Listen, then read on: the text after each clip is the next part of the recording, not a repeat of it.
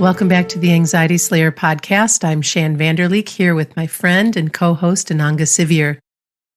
Following on from last week's episode where we were talking about how springtime can help us nourish our mental and physical health, we're exploring the Ayurvedic body clock and how we can use this understanding of the energies at play at different times of the day to build a routine that helps calm anxiety.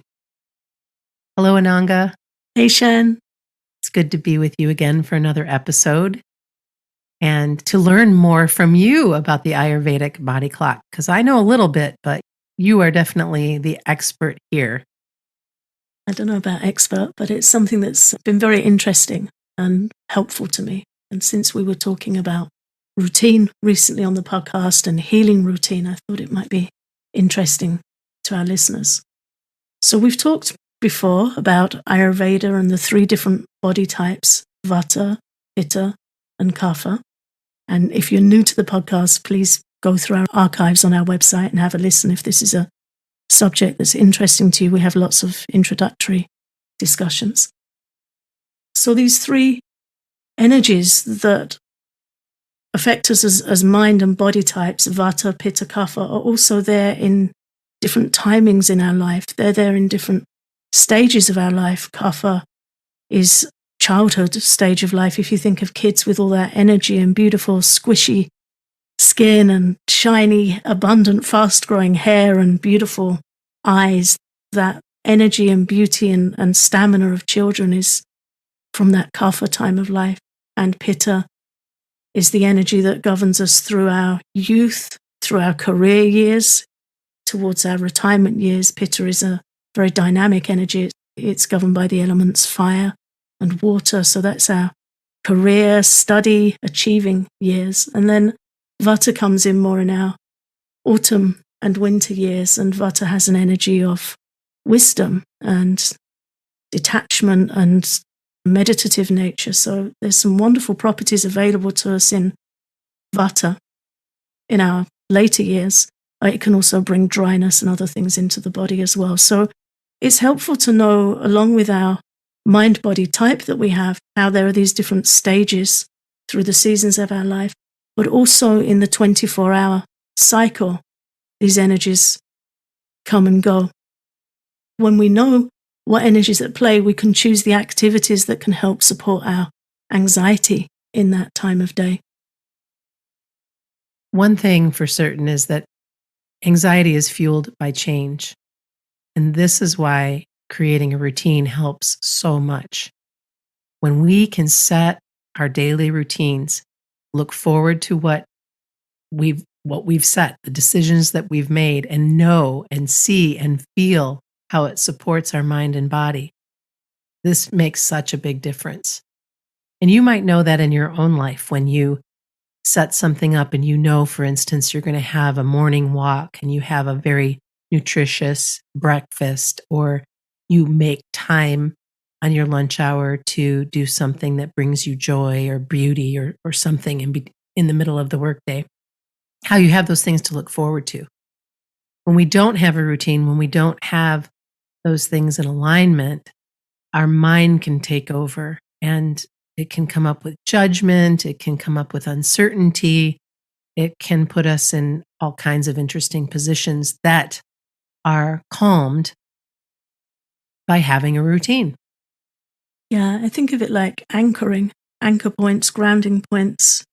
When we have different practices throughout the day that we know bring some peace and some steadiness to the mind. And it's interesting to observe how quickly it can go out of balance when we're not in the place of those routines. And I think looking at the different doshas and energies of the time and day really helps us see where they're particularly valuable.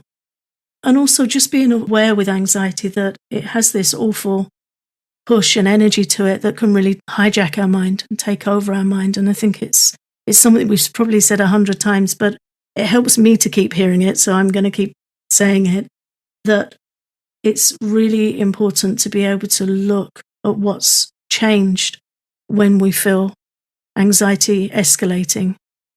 I had a conversation with a friend yesterday who'd just been on a break, and there was a water park there.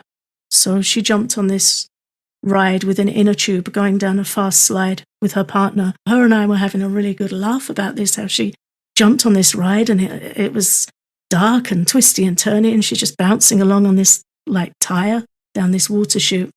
And then she shared that the next morning she almost had an anxiety attack.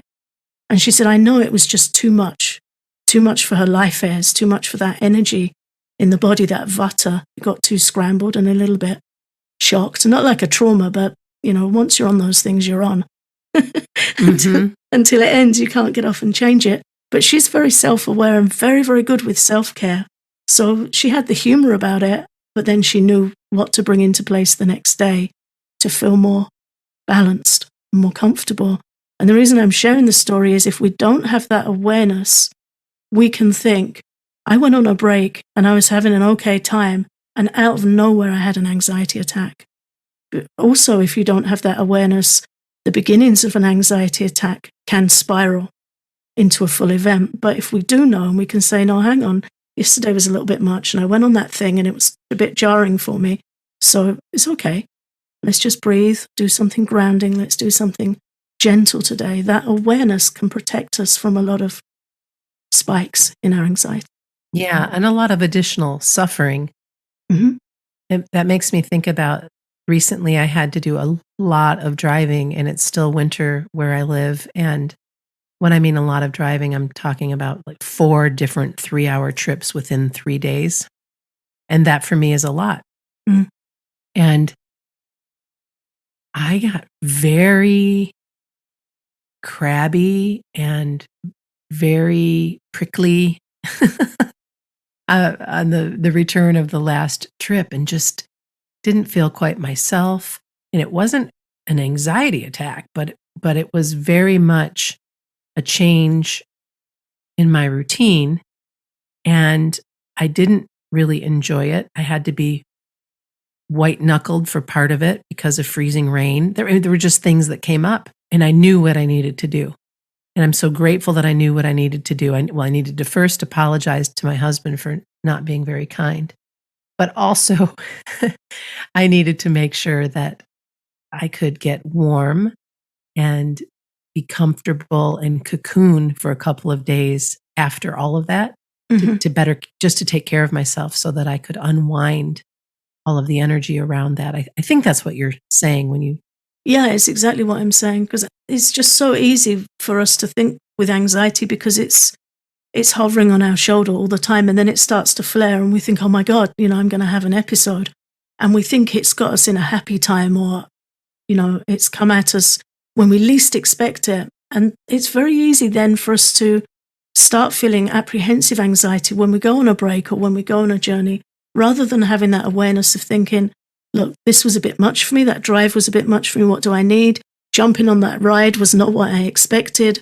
What do I need? Or I'm giving a lot to somebody else. What can I give back to myself to support myself? It's just that noticing and adjusting, because anxiety seldom strikes out of nowhere. In fact, it doesn't. It doesn't strike out of nowhere. It has a tipping point. And if we can see and diffuse the build-up, we're going to have a much easier time with it. It gives us a lot more control and a lot more of a positive outlook, a lot more proactive input, where we can think, okay, look, if I do this, I know I'm going to be a little out of balance, so how can I rebalance? And really, Ayurveda teaches that we have to do that all the time.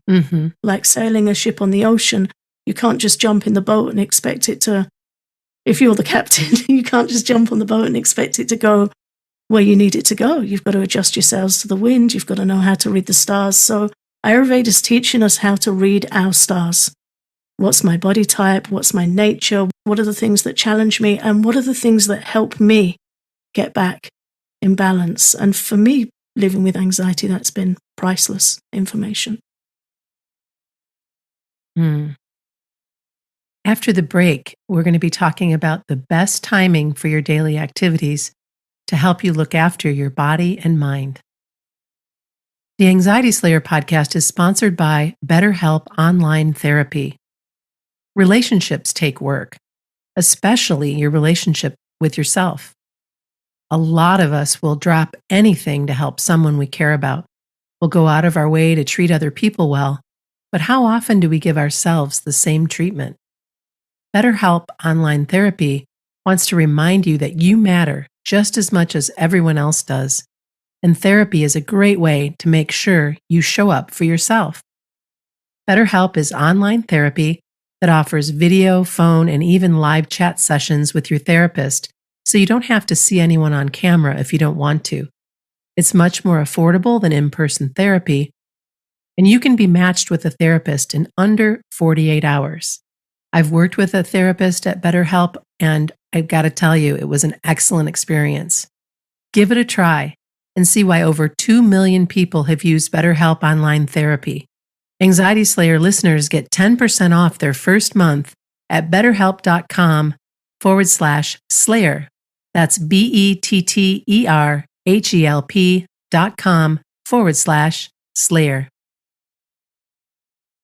How can we learn how to be mindful of the best timing to support ourselves during our day-to-day lives? Can you walk us through that? Early morning is Vata time, and Vata is ruled by the energies of air and ether. And that time under the energy of Vata runs from 2 to 6 a.m. So we might be having quite creative dreams at that time, interesting dreams at that time as the mind has that boost of ethereal energy. It's the time when our sleep becomes lighter and we prepare to wake up and start the day. The quiet hours before 6 a.m. are the perfect time for journaling, meditating, and planning or visualizing our day ahead. Vata has a very good spiritual boost to its energy, so it's very supportive for meditating and being introspective. Is this also why some creative types, like my daughter, like to be up in the middle of the night? Well, it certainly lightens our sleep. And most people that are spiritually inclined are certainly up. The recommended time in Ayurveda is the Brahma Muhurta hour, which is like a period before sunrise. But if somebody's creative, then they're going to have more Vata in their constitution anyway, which can lighten their sleep. Vata people tend to sleep more lightly. They can be prone to insomnia. And if that head's whirring and full of creativity, then yeah, they might find that at that time they wake up.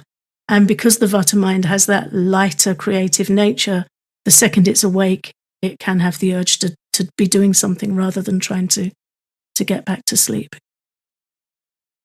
Interesting.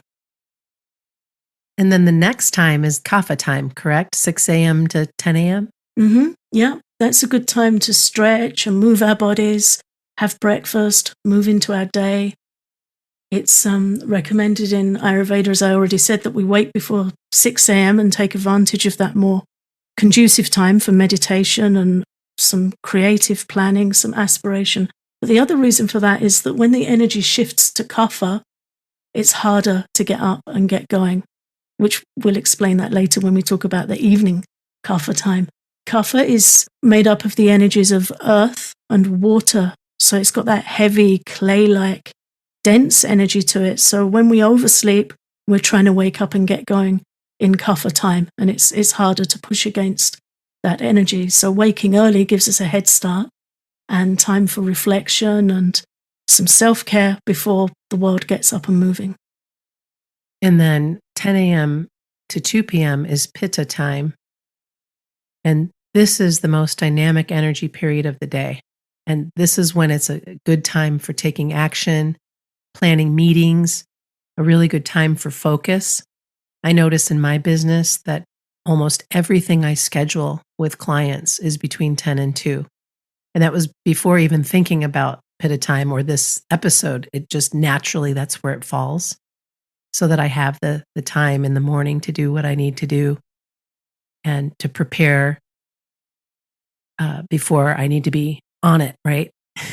On it and in it, and the most focused with the people I'm so grateful to work with.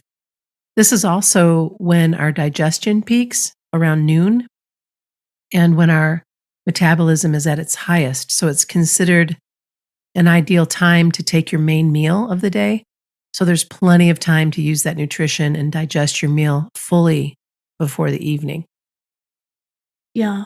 And that's something that we need to think about because often we can become sluggish or sleepy in the afternoon if we have a heavy meal at lunchtime. So it doesn't mean that our main meal of the day has to be heavy. It can be something easy to digest and nourishing so that we're not feeling really sluggish in the afternoon. I have to be careful before I meet you because when we meet to record the podcast, it's 3 p.m. UK time, which is not my prime time of day for thinking or speaking. So I have to be careful. And today I didn't have lunch before I met you because I knew I'd be droopy. So I've got a nice cup of tea and I've got something lined up for when we finish together. We couldn't have you droopy. No, Amanda. well, we've had it before. And we will have it again. I think maybe we ought to switch up our regular time to meet so that we can get you in the Pitta time. Well, that's the thing. You and I are operating on different time zones. So yeah, I'm over in Vata by the time we meet, and you're clicking into Pitta time, so you're on it and organized and ready to go. But it's interesting. It's interesting to notice these energies at play, and it's interesting to me that you naturally organize your workday between 10 and 2 because you know it's your most productive time. Yeah, interesting. Yeah, so lunch, it's just easier to digest when our metabolism's up. That's Pitta time. Pitta's very much to do with digestion and transformation in the body. But if we've got things to do in the afternoon, even though it might be our bigger or main meal of the day, it shouldn't be such a heavy meal. But the reason it's considered a good time is because the digestive fire is up and active, and then we have plenty of time to use that nutrition and digest our meal fully before the evening. And then that moves into Vata time again, which is from 2 p.m. to 6 p.m. Mm-hmm. And this is a good period of time to communicate with others, for socializing.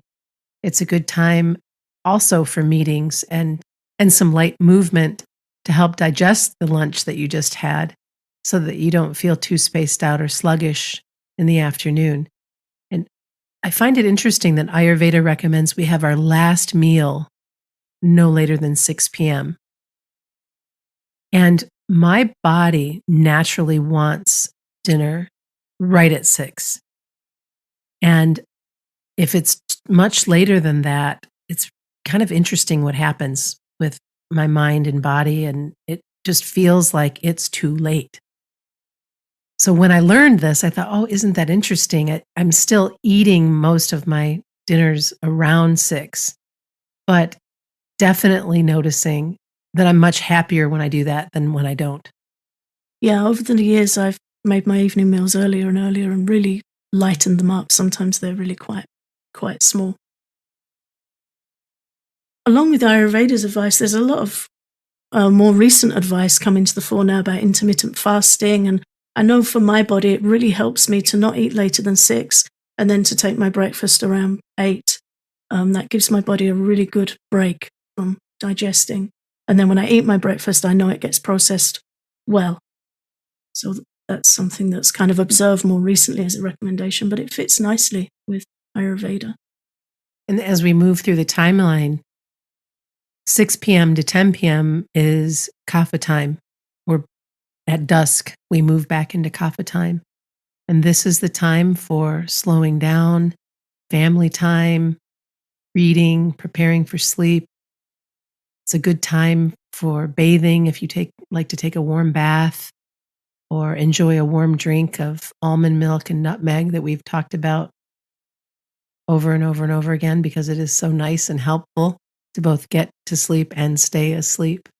This is also a time where if you can keep away from screens, it's really a good idea. And I realize a lot of us like to watch our shows and things in the evening. But if you can even have a day or two that you take a break from that and you replace screens with reading or some relaxation, meditation, to switch up your routine a bit if you've fallen into okay, it's 9 o'clock and it's time to watch Netflix or what have you. Sometimes no screen time is going to be the best choice. And then going to sleep by 10 p.m.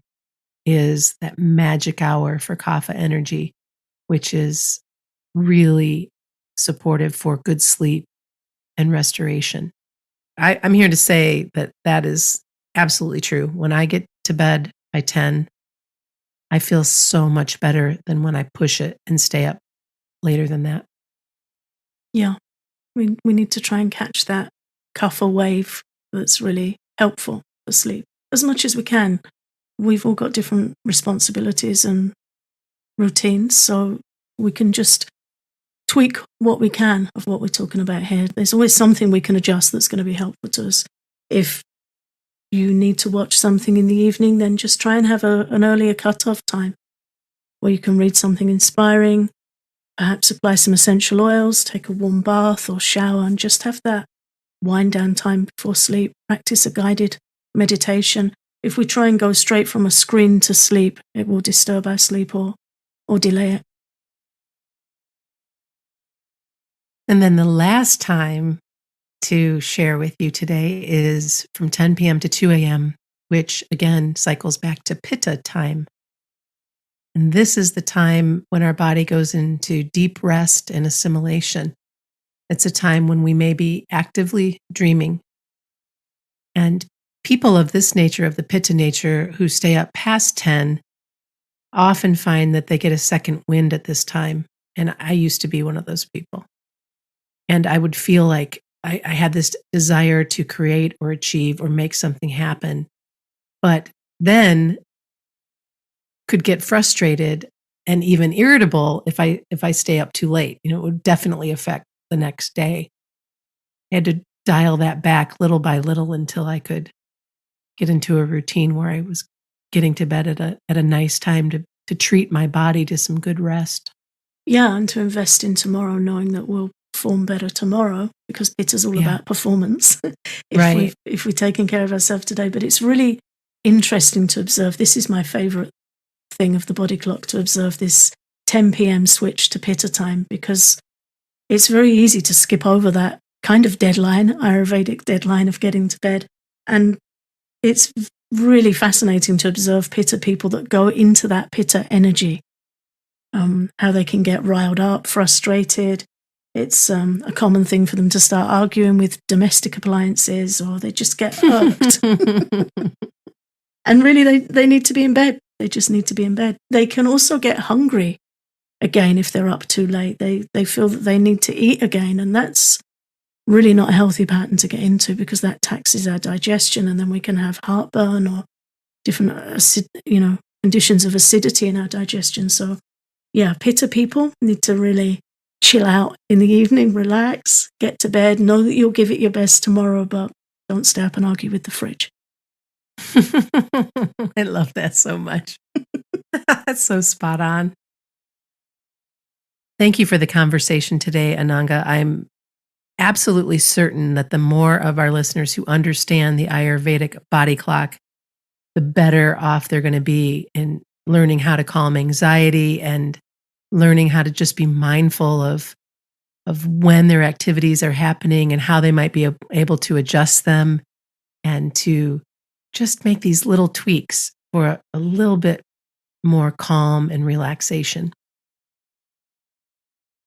Thanks for listening to Anxiety Slayer.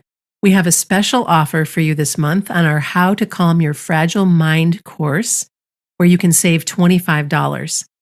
We often receive questions in our inbox asking us to teach more about working with unwanted thoughts and painful emotions, and also receive regular requests for more information on Ayurveda and its teachings on calming the mind.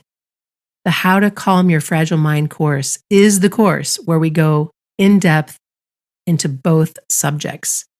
For this month only, for the month of March, you can save $25. Visit anxietyslayer.teachable.com and look for How to Calm Your Fragile Mind. You don't need a coupon code. We have already worked the discount into the price, so you can take a look at the course and see if this is something that might be a good fit for you. Thanks again for listening.